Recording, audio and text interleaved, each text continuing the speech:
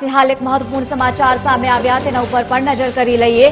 वायब्रન્ટ summit 2027 माटे सरकार फूल एक्शनना मोडमां छे। समिटने सफળ બનાવવા માટે 13 કમિટીની રચના કરવામાં આવી છે। દરેક કમિટીના હેડ તરીકે સિનિયર અધિકારીઓની નિમણૂક કરવામાં આવી છે। જે પ્રમાણે આયોજન છે, વીઆઈપી વ્યવસ્થા સહિતના કાર્યક્રમ માટે કમિટી સજ્જ રહેશે।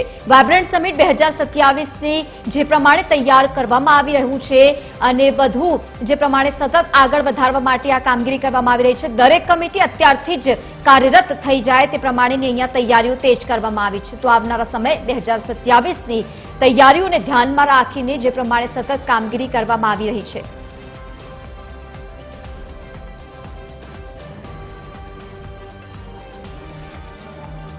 तो वीआईपी आयोजन सहित तमाम वीआईपी व्यवस्था ने लईने पण अहींया तमाम प्रकारनी तैयारीओ करवामां आवशे। वायब्रન્ટ समिट 2027ની तैयारीओने जे प्रमाणे आखरी ओप आपवा माटे सतत सरकार सज्ज बनी छे।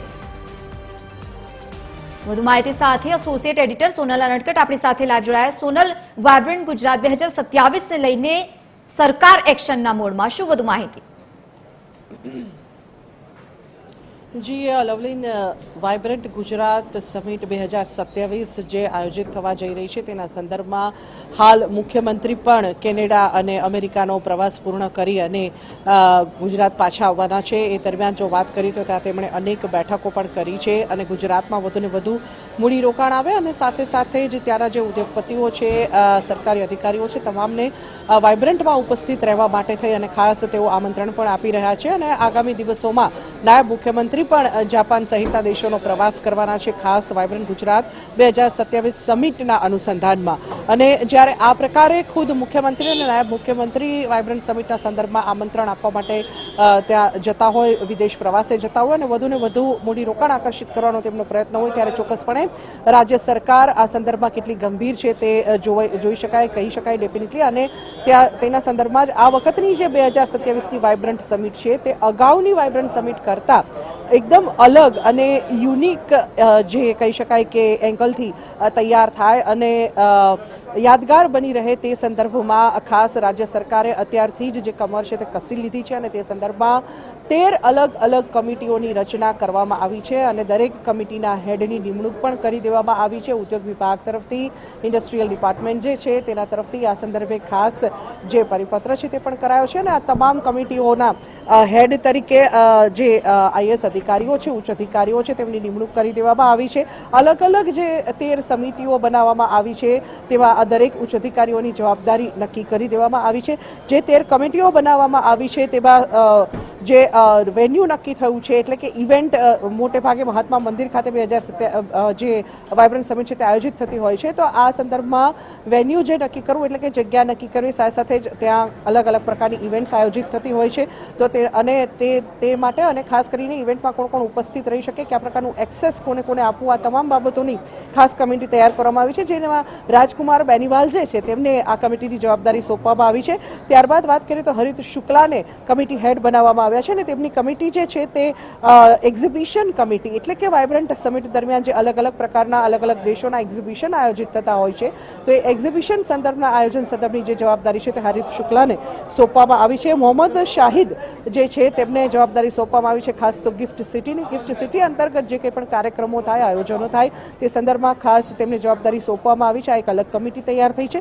સાથે સાથે એક ચોથી જે કમિટી છે તેના હેડ બનાવવામાં આવ્યા છે ડીજીપી જીએસ મલિકને કે જેઓ લો એન્ડ ઓર્ડર કમિટી જે છે એટલે કે વાયબ્રન્ટ સમિટ દરમિયાન ખાસ તો જે વીઆઈપી અને વીવીઆઈપી મૂવમેન્ટ થતી હોય છે, અલગ અલગ દેશોના વડાપ્રધાન સુદ્धा અહીં આવતા હોય છે, એલચી કચેરીના ઉચ્ચ અધિકારીઓ આવતા હોય છે, ઉદ્યોગપતિઓ આવતા હોય છે। તો આવા સંદર્ભમાં ખાસ તો ગુજરાત અને ગાંધીનગર જ્યાં જ્યાં પણ આયોજિત થઈ રહ્યું છે વાયબ્રન્ટ ત્યાં જે લો એન્ડ ઓર્ડર એટલે કે કાયદો અને વ્યવસ્થાની સ્થિતિ છે તે જાળવી રાખવાની જવાબદારી જે છે તે ડીજીપી જીએસ મલિકને સોંપવામાં આવી છે, જેનું દિવાન જે છે તેમને પણ કમિટી હેડ બનાવવામાં આવ્યા છે। તેમાં ફૂડ એન્ડ બેવરેજીસ કમિટી જે છે તેની જવાબદારી જેનું દેવાનને સોંપવામાં આવી છે, એટલે કે આવનારા મહેમાનો જે વાઇબ્રન્ટમાં ભાગ લેવા જઈ રહ્યા છે, વિદેશી મહેમાનોની સાથે સાથે જ અલગ અલગ દેશના જે ઉચ્ચ અધિકારીઓ, એલચી કચેરીના અધિકારીઓ, વડાપ્રધાન અલગ અલગ દેશના આવશે, તે તમામ કયા પ્રકારનું ભોજન લેશે તે નક્કી કરવાની જવાબદારી જેનું દિવાનને સોંપવામાં આવી છે. ડોક્ટર કુલદીપ આર્યાને પણ એક અલગ કમિટીના હેડ બનાવવામાં આવ્યા છે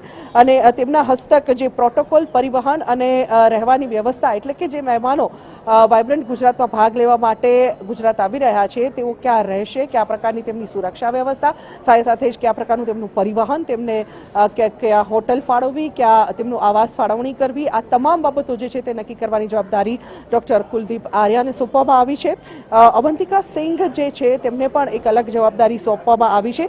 તેમને સેમિનાર સમિતિ જે છે તેના હેડ બનાવવામાં આવ્યા છે, એટલે કે વાઇબ્રન્ટ ગુજરાત સમિટ અંતર્ગત અગાઉ પણ અનેક જે સેમિનાર છે તે આયોજિત થતા હોય છે. વિવિધ દેશના જે ઉદ્યોગપતિઓ વગેરે જે ભાગ લેતા હોય છે તેઓ અલગ અલગ સેમિનારનું આયોજન કરતા હોય છે. તો આ સેમિનાર સંદર્ભની જે જવાબદારી છે તે તેમને સોંપવામાં આવી છે. મિલિંદ તોરવણે હસ્તક પણ એક અલગ કમિટીની રચના કરવામાં આવી છે, જેમાં તેમને B2B અને G2G જે મિટિંગો થતી હોય છે, એટલે કે બિઝનેસ ટુ બિઝનેસ જે મિટિંગ થતી હોય, ખાસ કરીને જ્યારે કોઈ રોકાણકાર ગુજરાતમાં રોકાણ કરવા માટે થઈ અને રસ દાખવે છે તો તે સંદર્ભમાં ગુજરાતના જે ઉદ્યોગકારો છે, સ્થાનિકો જે છે, સરકાર તરફથી જે બેઠકો થતી હોય છે, આ તમામ બેઠકોનું જે આયોજન છે તેની જવાબદારી મિલિંદ તોરવણેને સોંપવામાં આવી છે. સંજીવ કુમાર જે મુખ્યમંત્રીના મુખ્ય સચિવ છે તેમને પણ એક કમિટીના હેડ બનાવવામાં આવ્યા છે અને તે સૌથી મહત્વનું છે કે મુખ્યમંત્રી સાથે જે 1-to-1 બેઠકો વાઇબ્રન્ટ ગુજરાત દરમિયાન થશે તેની તમામ જવાબદારી જે છે તે સંજીવ કુમારને સોંપવામાં આવી છે. ડોક્ટર રાહુલ ગુપ્તા અને ડોક્ટર વિક્રાંત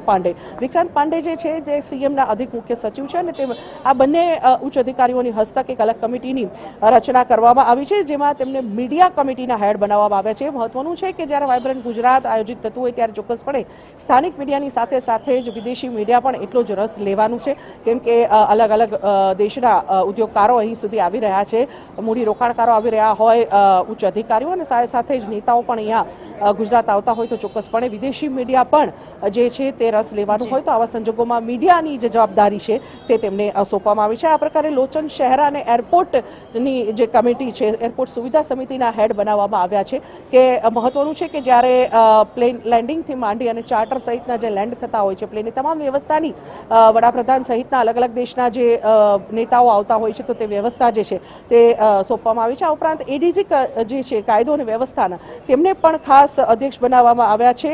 ટ્રાફિક અને પાર્કિંગ કમિટીના હેડ તેમને બનાવવામાં આવ્યા છે, ખાસ કરીને જે ટ્રાફિક સહિતની જે વ્યવસ્થા છે તેનું જે આયોજન છે અને સાથે સાથે અશ્વિની કુમાર જે પ્રિન્સિપલ સેક્રેટરી છે પેઢીના તેમને MOU કમિટીના હેડ બનાવવામાં આવે છે. સૌથી મહત્વનો આ પાર્ટ ગણી શકાય, કેમ કે જ્યારે વાઇબ્રન્ટ ગુજરાત આયોજિત થતું હોય તો અલગ અલગ જે MOU થતા હોય છે સરકાર અને વિદેશી મૂડી રોકાણકારો વચ્ચે, તો એ સંદર્ભમાં સૌથી મહત્વનું જે MOU પાર્ટ છે તે ગણી શકાય. તો આ MOU કોની વચ્ચે કયા પ્રકારના થાય, કયા પ્રકારની સુવિધા, આ તમામ બાબતોની જવાબદારી જે છે તે અશ્વિની કુમારને સોંપવામાં આવી છે. આ પ્રકારે અલગ અલગ 13 કમિટીની રચના અત્યારથી જ કરી દેવામાં આવી છે અને સરકાર અત્યારથી જ એક્શન મોડમાં આવી ચૂકી છે. બિલકુલ સોનલ, આભાર સમગ્ર માહિતી સાથે જોડાવા બદલ. અપડેટ લેતા રહીશું. તો જે પ્રમાણેની અત્યારે સીએમ અને ડેપ્યુટી સીએમ જ્યારે પોતે વિદેશના પ્રવાસે જતા હોય ત્યારે અત્યારથી જ એ માઇક્રો પ્લાનિંગ સ્પષ્ટપણે દેખાઈ રહી છે.